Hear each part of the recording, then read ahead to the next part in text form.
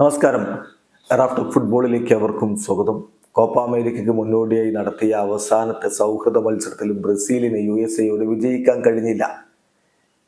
USA ബ്രസീലിനെ പൂട്ടി എന്ന് പറഞ്ഞാൽ ശരിയാവുമോ എന്നറിയില്ല. കാരണം രണ്ടാം പകുതിയിൽ ആലിസൺ ബെക്കറുടെ മികച്ച സേവുകളില്ലായിരുന്നെങ്കിൽ ബ്രസീലിന് പരാജയത്തിലേക്ക് വീണു പോവാമായിരുന്നു. അപ്പോൾ USA നന്നായി കളിച്ചിട്ടുണ്ട്. കഴിഞ്ഞ കളിയിൽ 5-1 കൊളംബിയയോട് പൊട്ടി തകർന്ന അതേ USA ആണ് ബ്രസീലിനെതിരെ ഇങ്ങനെ കളിച്ചത് എന്ന കാര്യം കൂടി ശ്രദ്ധിക്കണം.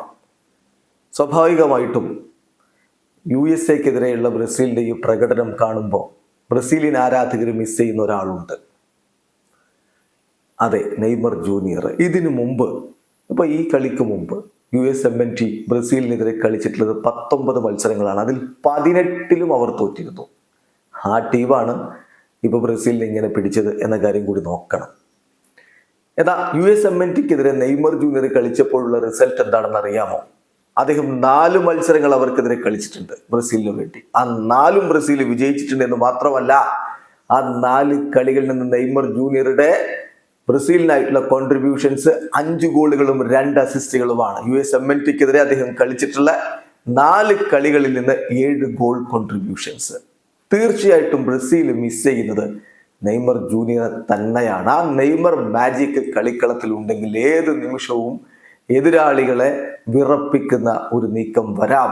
അതുവഴി എതിരാളികളുടെ വല ചലിക്കുന്ന രൂപത്തിലേക്ക് കാര്യങ്ങൾ എത്താം. ഇത് എത്ര തവണ നമ്മൾ കണ്ടിട്ടുണ്ട്. പക്ഷെ അൺഫോർച്ചുനേറ്റ്ലി പരിക്കായി അദ്ദേഹം ഈ കോപ്പ അമേരിക്ക കളിക്കാനില്ല. പരിക്കാണ് യഥാർത്ഥത്തിൽ നെയ്മർ ജൂനിയർ എന്ന പ്രതിഭയെ വല്ലാതെ തകർത്ത് കളഞ്ഞത്. അല്ലാത്ത പക്ഷം എത്രയോ ഉയരങ്ങളിലേക്ക് എത്തിപ്പെടേണ്ട ഒരു കരിയറായിരുന്നു. ബട്ട് അൺഫോർച്ചുനേറ്റ്ലി അദ്ദേഹത്തിന് ക്രൂഷ്യൽ സമയത്ത് പരിക്ക് വന്ന് പുറത്തിരിക്കേണ്ടി വരുന്നു. ഏതായാലും USMNTക്കെതിരെയുള്ള ഈ മത്സരം കഴിയുമ്പോൾ ബ്രസീൽ ടീം മിസ് ചെയ്തത് നെയ്മർ ജൂനിയറുടെ മാജിക് തന്നെയാണ്.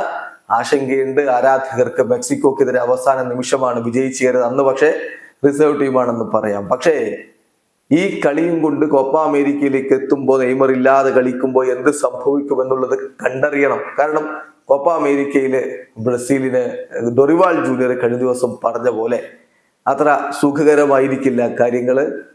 ടഫായിട്ടുള്ള ഗ്രൂപ്പ് സ്റ്റേജ് തന്നെയാണ്.